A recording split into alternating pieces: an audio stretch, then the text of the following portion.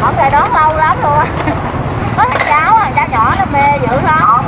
Giờ mưa đâu có xuống nó được. Dạ. Ba học không? Đứng anh. Dạ 6 ngàn.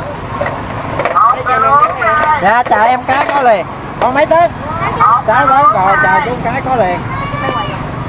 Đây ba hộp. Hả? Không lấy gạo. Ba hộp là 18 ngàn. Chú hỏi 2 ngàn. Rồi chú cảm ơn.